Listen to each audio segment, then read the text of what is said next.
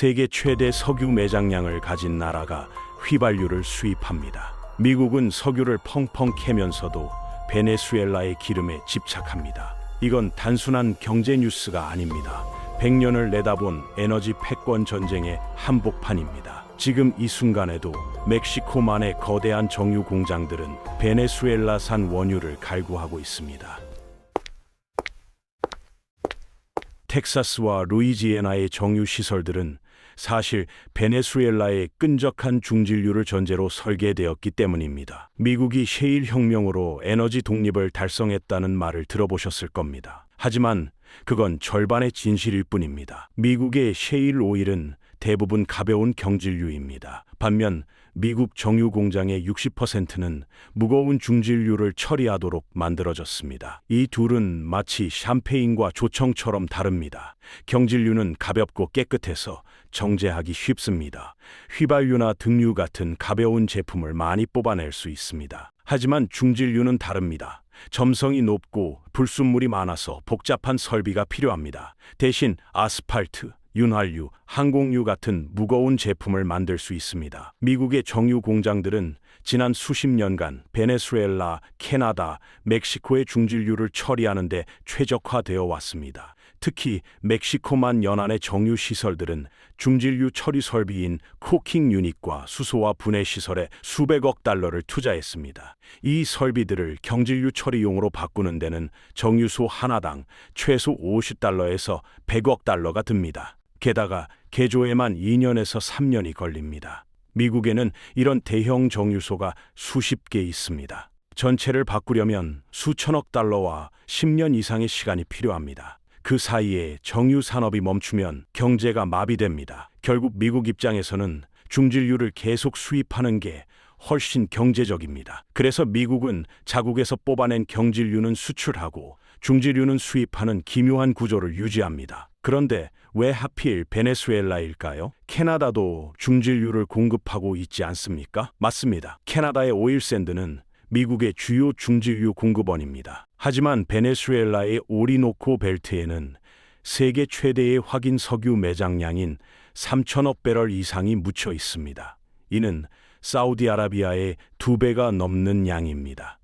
품질도 캐나다 오일샌드보다 우수합니다. 채굴 비용도 상대적으로 낮습니다. 게다가 지리적으로 가깝습니다. 베네수엘라에서 미국 멕시코만까지는 유조선으로 3일에서 5일이면 도착합니다. 중동에서 오는데 한 달 걸리는 것과 비교하면 엄청난 이점입니다. 물류 비용이 배럴당 2달러에서 3달러 정도밖에 안 듭니다. 사우디에서 가져오면 10달러 이상 듭니다. 비상시에도 빠르게 공급량을 늘릴 수 있습니다. 전략적으로 보면 베네수엘라는 미국의 에너지 안보의 핵심 자산입니다. 그런데 이 자산이 미국의 통제에서 벗어나기 시작했습니다. 1999년 우고 차베스가 대통령에 당선되면서 베네수엘라는 급진적 좌파 노선으로 돌아섰습니다. 차베스는 석유 자원의 국유화를 선언했습니다. 베네수엘라의 석유는 베네수엘라 인민의 것이라는 구호 아래 외국 석유 기업들을 압박했습니다.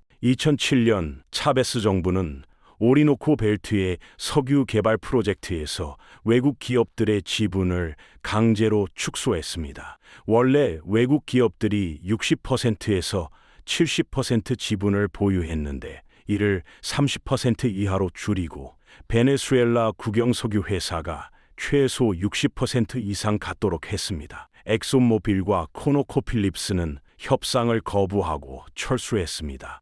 엑손모빌은 세계 최대 민간 석유 기업입니다. 이들이 베네수엘라에서 보유했던 자산 가치는 100억 달러가 넘었습니다. 정유시설, 송유관, 시추 장비, 탐사권 등 수십 년간 쌓아온 인프라였습니다. 하지만 차베스 정부는 턱없이 낮은 보상금만 제시했습니다. 결국 엑손모빌은 국제중재를 신청했고 2014년 국제상업회의소 중재재판소는 베네수엘라에게 16억 달러를 배상하라고 판결했습니다. 베네수엘라는 이마저도 제대로 지급하지 않았습니다. 미국 석유 기업들은 자국 정부에 강력한 로비를 시작했습니다. 이들은 차베스 정부가 자산을 불법 몰수했다고 주장했습니다. 미국 의회와 행정부에 베네수엘라에 대한 강경 조치를 요구했습니다. 하지만 당시 오바마 행정부는 온건한 접근을 선호했습니다.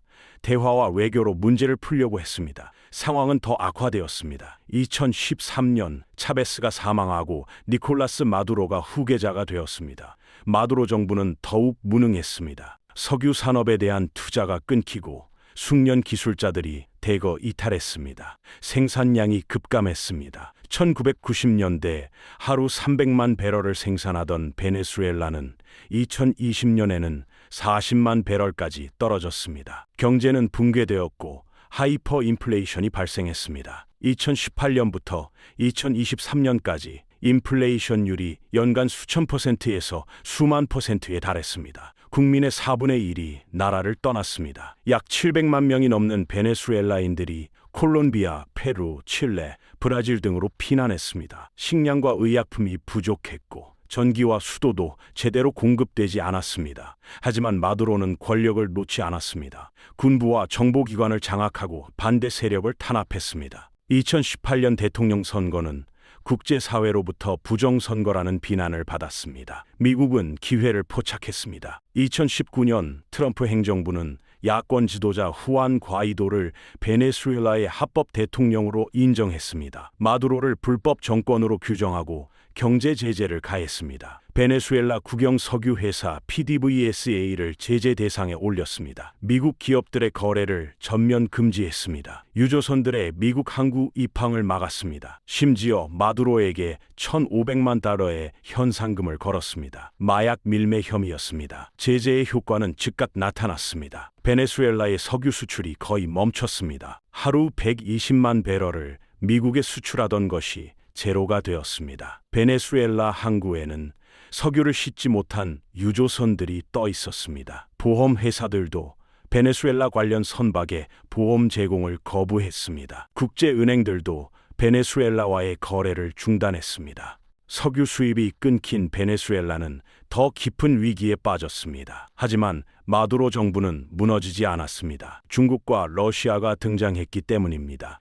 베네수엘라는 중국에 이미 600억 달러 이상의 차관을 빚지고 있었습니다. 중국은 2000년대 중반부터 베네수엘라에 돈을 빌려주고 석유로 받는 방식으로 거래했습니다. 중국은 이 빚을 석유로 계속 받기로 했습니다. 미국의 제재 이후 베네수엘라 석유의 90% 이상이 중국으로 향했습니다. 중국 국영유 기업들이 베네수엘라에 투자를 계속했습니다. 중국 석유 천연가스 집단과 중국 석유 화공 집단이 오리노코 벨트에서 합작 프로젝트를 운영했습니다. 러시아의 로스네프트도 베네수엘라의 석유 거래를 중개했습니다. 로스네프트는 베네수엘라 석유를 구매해 제3국에 재판매하는 방식으로 제재를 우회했습니다. 이란도 합류했습니다. 이란은 자신도 미국 제재를 받고 있었기에 베네수엘라와 연대했습니다. 이란은 베네수엘라에 정유 기술과 화학 물질을 제공했습니다. 베네수엘라의 낡은 정유 시설들을 가동하는 데 필요한 촉매제와 희석제를 공급했습니다. 이란 유조선들이 미국 제재를 무릅쓰고 베네수엘라로 향했습니다. 이것은 미국에게 심각한 지정학적 위협이었습니다. 남미는 전통적으로 미국의 뒷마당이었습니다. 1823년 먼로 독트린 이래 미국은 유럽 열강의 남미 개입을 절대 용납하지 않았습니다. 20세기 내내 미국은 남미에서 자국의 우호적인 정권을 지원하고 반미 정권을 전복시켰습니다. 하지만 이제 중국과 러시아가 베네수엘라에 깊숙이 들어와 있었습니다. 베네수엘라는 쿠바, 니카라과와 함께 반미 동맹을 형성했습니다. 미국의 코앞에 중국과 러시아의 영향력이 확대되는 것을 미국이 가만히 두지 않을 리 없었습니다. 게다가 베네수엘라의 석유가 중국에 넘어가는 것은 장기적으로 미국에게 전략적 손실이었습니다. 중국은 세대 석유 수입국입니다. 하루 1,000만 배럴 이상을 수입합니다. 에너지 안보가 중국의 최대 약점입니다. 중국은 수입 석유의 80% 이상을 중동과 아프리카에서 가져옵니다. 이 공급선은 미국이 장악한 말라카 해협과 호르무즈 해협을 지나야 합니다. 만약 중국이 베네수엘라 석유를 안정적으로 확보하면 미국의 에너지 카드가 약해집니다. 반대로 미국이 베네수엘라 석유를 통제하면 중국의 에너지 수급에 영향을 줄 수 있습니다. 에너지는 단순한 상품이 아닙니다. 국가 안보와 직결된 전략 자산입니다. 석유 공급이 끊기면 경제가 멈추고 군대가 움직이지 못합니다. 미국은 베네수엘라를 중국의 손에서 빼앗아야만 했습니다. 하지만 무력 개입은 부담이 컸습니다. 2003년 이라크 전쟁의 후유증이 아직도 남아 있었습니다. 남미에서 전쟁을 벌이면 국제사회의 비난을 받을 게 뻔했습니다. 그래서 미국은 제재와 압박으로 마두로 정권의 자연 붕괴를 기다렸습니다. 하지만 중국과 러시아의 지원 덕분에 마두로는 버텼습니다. 2020년 미국은 마두로 체포 작전까지 시도했습니다. 전직 미군 특수부대원들이 용병으로 고용되어 베네수엘라에 침투했습니다. 목표는 마두로를 생포해 미국으로 데려오는 것이었습니다. 하지만 작전은 실패했습니다. 베네수엘라 정보기관이 미리 알아차리고 용병들을 체포했습니다. 이 사건은 국제적 망신이 되었습니다. 여기서 셰일 혁명의 역설이 드러납니다. 미국은 2010년대 셰일 오일 덕분에 세계 최대 산유국이 되었습니다. 2018년에는 하루 1,100만 배럴 이상을 생산했습니다. 2023년에는 1,300만 배럴을 넘어섰습니다. 에너지 자립을 달성했다고 자랑했습니다. 하지만 셰일 오일에는 한계가 있습니다. 우선 생산 비용이 높습니다. 배럴당 $40에서 $60 정도는 받아야 수지가 맞습니다. 유가가 내려가면 생산이 중단됩니다. 실제로 2020년 코로나19로 유가가 폭락했을 때 미국 셰일 기업들이 대거 파산했습니다. 또한 셰일 유정은 감소율이 빠릅니다. 전통 유정은 연간 5%에서 7% 정도 생산량이 줄지만 셰일 유정은 첫 해에 70%가 줄어듭니다. 생산을 유지하려면 계속 새로운 유정을 뚫어야 합니다. 이는 막대한 투자와 환경 파괴를 의미합니다. 수압 파쇄 기술은 지하수 오염과 지진 유발 논란이 있습니다. 환경 규제가 강화되면 생산이 제한됩니다. 게다가 셰일 오일은 경질유라서 앞서 말한 정유시설 불일치 문제가 있습니다. 더 중요한 것은 매장량입니다. 미국의 셰일 오일 매장량은 약 300억 배럴에서 400억 배럴 정도로 추정됩니다.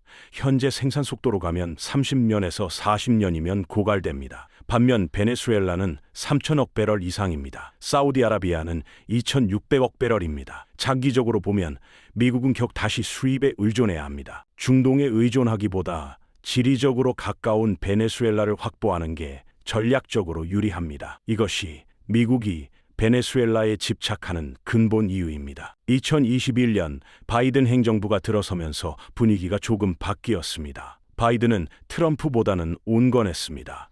대화의 여지를 열어두었습니다. 2022년 러시아가 우크라이나를 침공하면서 유가가 급등했습니다. 배럴당 $120까지 올랐습니다. 미국 국민들은 주유소에서 높은 휘발유 가격에 불만을 터뜨렸습니다. 바이든 행정부는 유가 안정을 위해 공급을 늘려야 했습니다. 사우디아라비아에 증산을 요청했지만 거절당했습니다. 이란과 핵 협상도 진전이 없었습니다. 그래서 베네수엘라 카드를 꺼냈습니다. 2022년 3월 미국 고위 관리들이 베네수엘라를 방문했습니다. 마두로 정부와 비공식 협상을 시작했습니다. 조건부 제재 완화를 논의했습니다. 베네수엘라가 민주적 선거를 실시하고 야권과 대화하면 미국이 석유 제재를 일부 풀어주겠다는 것이었습니다. 2023년 10월 미국은 베네수엘라에 대한 석유 제재를 6개월간 한시적으로 해제했습니다. 그 대가로 베네수엘라는 2024년 대통령 선거를 자유롭고 공정하게 치르기로 약속했습니다. 쉐브론이 다시 베네수엘라로 돌아왔습니다.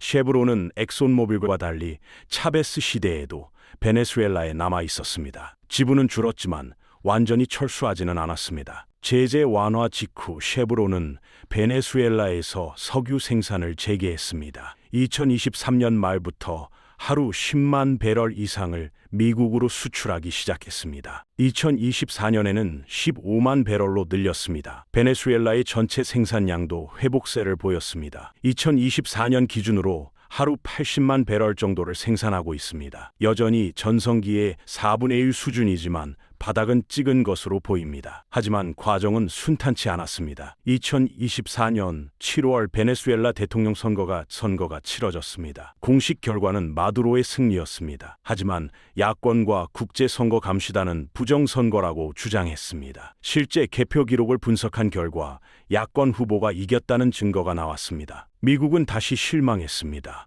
바이든 행정부는 제재를 재개하겠다고 위협했습니다. 하지만 완전히 되돌리지는 않았습니다. 쉐브론의 활동은 계속 허용했습니다. 상황을 지켜보는 중입니다. 2025년 트럼프가 다시 대통령이 되었습니다. 트럼프는 첫 임기 때보다 더 강경한 입장을 보이고 있습니다. 베네수엘라 석유를 미국이 가져가야 한다고 공개적으로 말합니다. 마두로 정권 교체를 다시 추진할 가능성이 높습니다. 하지만 동시에 현실적인 접근도 보입니다. 쉐브론의 활동을 유지하고 있고 베네수엘라산 원유의 수입도 계속되고 있습니다. 미국의 정유업계는 베네수엘라 원유 없이는 운영이 어렵다는 점을 잘 알고 있습니다. 현재 미국은 이중 전략을 쓰고 있습니다. 공개적으로는 마두로를 압박하면서도 뒤로는 석유 거래를 유지합니다. 완전한 제재는 미국 자신에게도 피해를 주기 때문입니다. 멕시코만의 정유 공장들은 중진류가 필요합니다. 캐나다만으로는 부족합니다. 베네수엘라가 빠지면 멕시코나 중동에서 더 비싼 값에 사와야 합니다. 그러면 휘발유 가격이 오르고 국민들이 불만을 갖습니다. 정치적 부담이 됩니다. 중국은 여전히 베네수엘라의 최대 고객입니다. 하지만 중국도 조심스럽습니다. 미국과의 관계가 악화되는 것을 원치 않습니다. 게다가 베네수엘라 정권의 불안정성도 부담입니다. 투자를 회수하지 못할 위험이 있습니다. 중국은 베네수엘라에 대한 신규 차관 제공을 줄였습니다. 기존 빚을 회수하는 데 집중하고 있습니다. 러시아도 비슷합니다. 우크라이나 전쟁으로 여력이 없어졌습니다. 베네수엘라에 대한 지원을 축소했습니다. 이 틈을 타서 미국이 다시 영향력을 확대하고 있습니다. 쉐브론뿐 아니라 다른 미국 기업들도 베네수엘라 진출을 고려하고 있습니다. 정권이 바뀌면 대규모 투자가 이루어질 것입니다. 미국의 석유 서비스 기업들인 슐럼버거, 할리버튼, 베이커 휴즈 등이 대기하고 있습니다. 베네수엘라의 낡은 시설들을 현대화하는 데 수백억 달러가 필요합니다. 이 기회를 미국이 독점하려 합니다. 중국과 러시아를 배제하려는 의도가 분명합니다. 베네수엘라 국민들은 지쳤습니다. 20년 넘게 경제 위기를 겪었습니다. 이념보다 생존이 중요합니다. 많은 베네수엘라인들이 미국과의 관계 개선을 원합니다. 제재가 풀리고 투자가 들어오면 일자리가 생기고 경제가 살아날 것이라고 기대합니다. 하지만 마두로 정권은 권력을 놓지 않으려 합니다. 군부와 정보기관이 정권의 핵심 지지 세력입니다. 이들은 정권이 바뀌면 처벌받을 것을 두려워합니다. 그래서 끝까지 저항할 것입니다. 결국 이 전쟁의 승자는 누가 될까요? 단기적으로는 미국이 유리해 보입니다.